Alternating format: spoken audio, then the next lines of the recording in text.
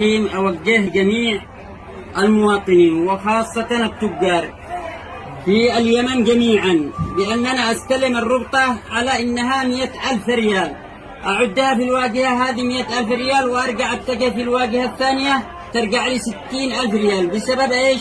بسبب إننا جينا على ناس يربط الألف. شوفوا في التوضيح هذا يعتبر من هنا 1 2 3 وفي الواجهة الثانية طلع لي 1000. تمام. فنرجو من جميع المواطنين وجميع التجار وأصحاب العملات والصرافين ينتبهوا لهذه العملات.